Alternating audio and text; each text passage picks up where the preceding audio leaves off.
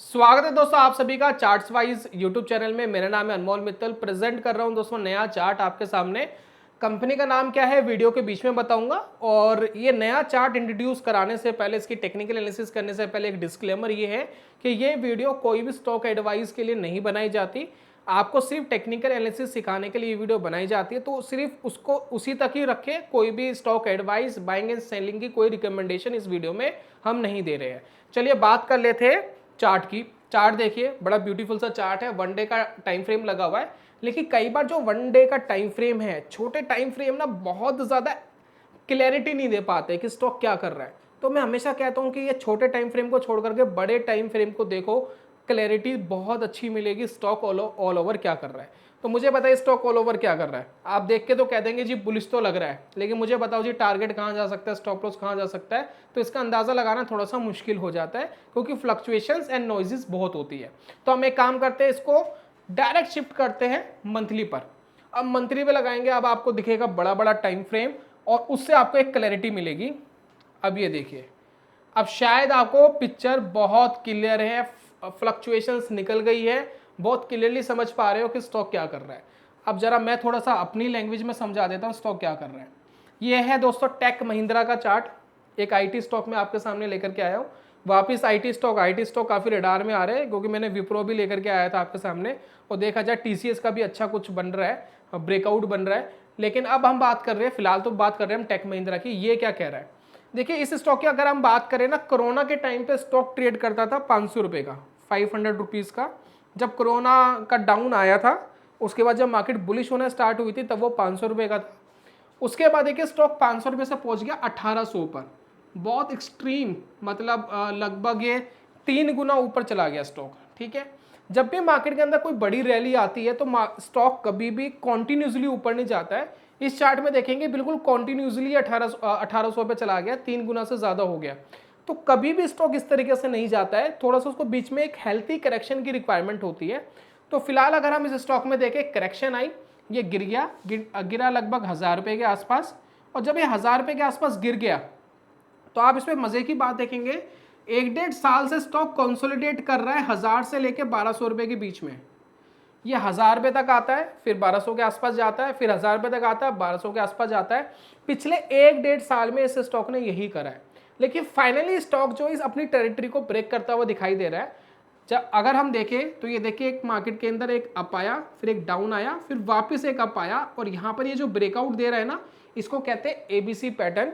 यानी एक ए बना, ये एक रैली बनी बी, और ए और बी के बीच का जो करेक्शन है वो दोनों में छोटा होना चाहिए। उसके बाद जब ये ब्रेक कर जाए, तब हम इसको कहते हैं कि अपना ट्रेंड ये बुलिश टेरिटरी में वापस लेकर के आ रहा है।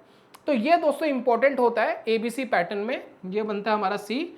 अब यहाँ पर जब ये टेरिटरी के बाहर निकल रहा है, तो हमें एक अंदाजा लग रहा है कि शायद स्टॉक यहाँ से ऊपर जा सकता है।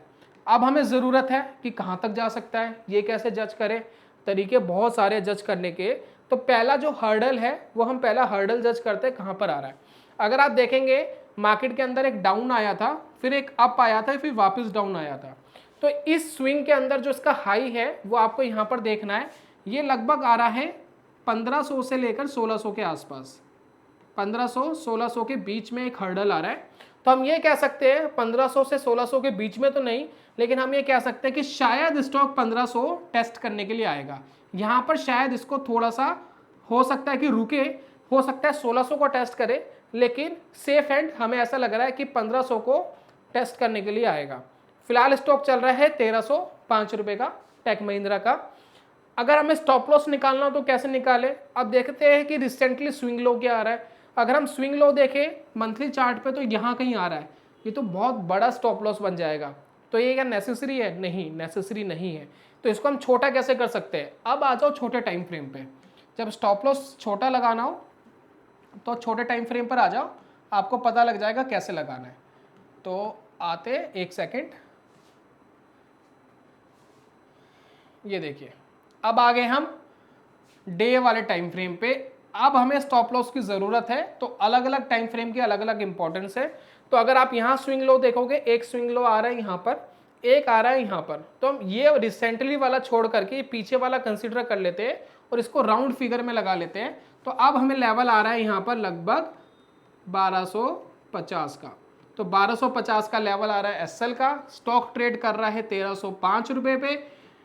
पहला हर्डल हमें आ रहा है 1500 से 1600 के बीच में, तो हम कंसीडर कर रहे हैं 1500।